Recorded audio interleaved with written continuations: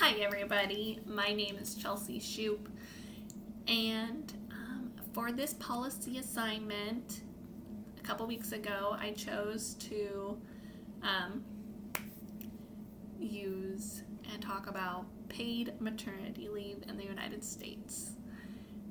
As many of you know, you're maybe mothers or soon to be mothers or fathers, or whatever you are. The United States doesn't have a across the board mandated maternity leave requirement. Many employers rely on FMLA, which is the Federal Family Medical Leave Act, which is 12 weeks of unpaid leave that will keep your job secured at your employers and they can't fire you. But after 12 weeks, if you don't come back, then you can be replaced. And today I have to talk about the opposition of paid maternity leave, which I don't know many people who in this class that would say paid maternity leave is wrong, but I am going to go through some of the common arguments that I came upon when I was doing my research for this class. And the first one, as I lightly touched on, was we already have the Family Medical Leave Act. Why do we need anything else? Well, as I stated before, it's great, it's unpaid, and it covers anybody whose family or spouse or anything is having a time of need where they need to be cared for and you need to take off of work. But the thing about FMLA is you have to be at your job for at least a year and you have to meet certain requirements. And many single mothers or many part-time working moms don't reach those requirements. So they're not even able to get FMLA. Okay, so the next argument that came up a lot was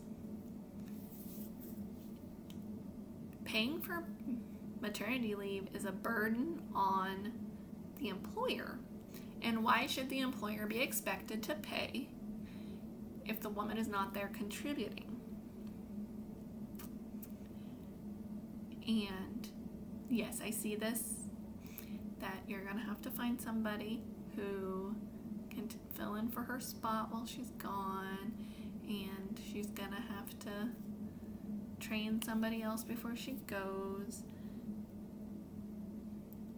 But really, a company is not going to waste its money or energy finding a replacement if they know the woman is going to come back. So you're not losing or being put out, because once her paid maternity leave's back, if women receive that benefit, they're more likely to come back and work for their employer. And this policy is something that I wish would have been implemented when I was a mom who was having children. The hospital I work for is very fortunate in the fact that they do offer paid maternity leave if you have worked here, and they give you 4 weeks, and then you can use your PTO up to 6 or 12 weeks, whatever you wish. And it would have been nice to be home with my kids 8 or 12 weeks, but money did not allow that. So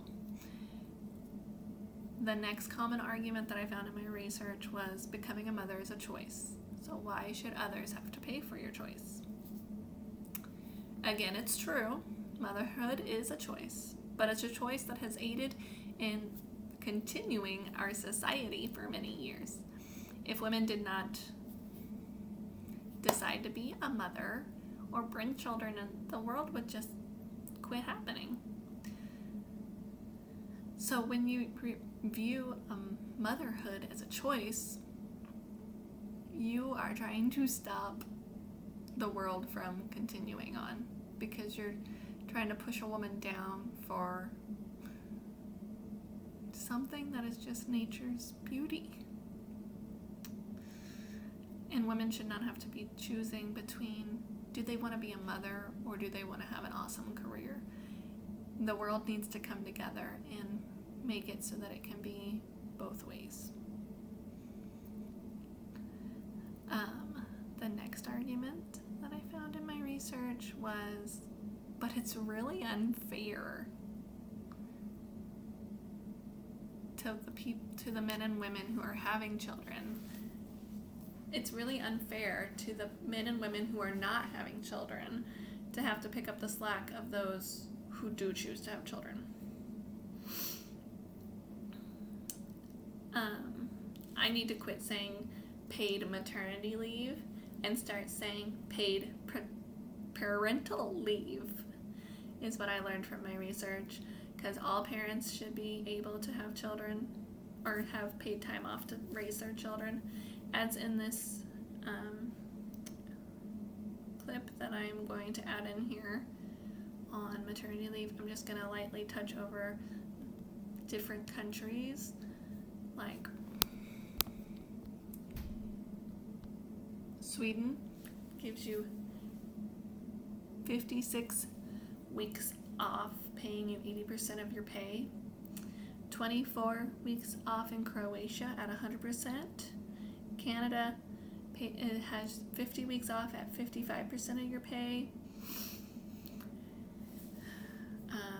Let's see who else down here. China has 12 weeks at 100%.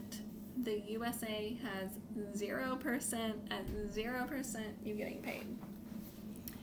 And same-sex and adoptive parents also should be eligible for leave benefits, and they are in several countries such as Canada, Sweden, and the UK.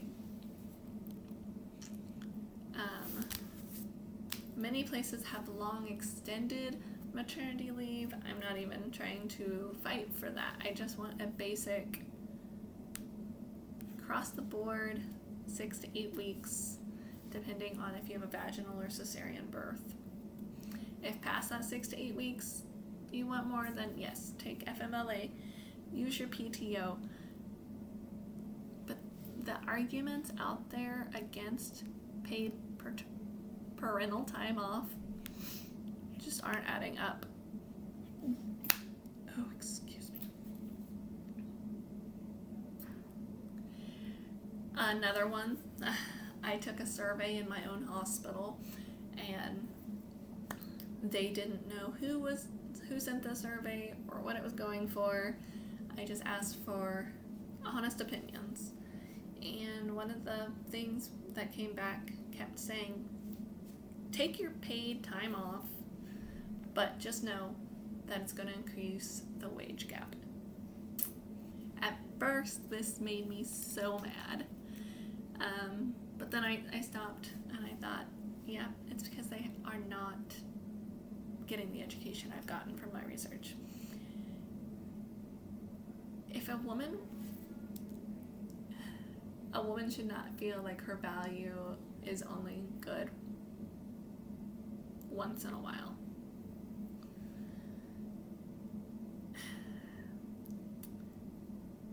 What saying a wage gap, what the wage gap is telling me is that we're not valued as highly as men, that we're not equally as compensated for the work we're doing. And making a woman choose to have children against having her job isn't right.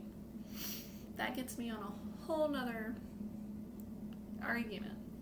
But I couldn't believe that this happened at my local hospital, where women outweigh the men 4-2 at least.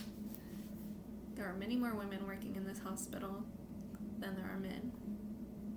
And I know I only had like 5 men respond to it, and most of them mentioned that if we women take the time off, that their male counterparts will step in and they will lose whatever seniority or steps up that they have made. And I'm sad to see that that's still the case in Kansas today, because that's where I'm at, is Kansas, rural Kansas.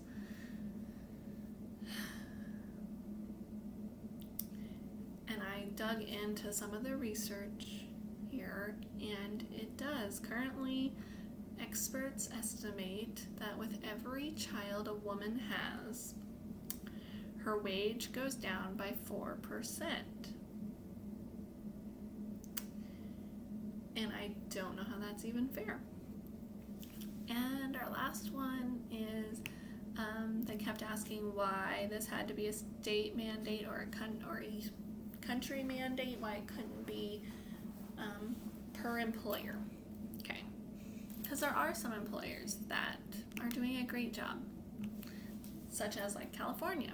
They've put in laws that have helped women. But little places like here in Kansas have not.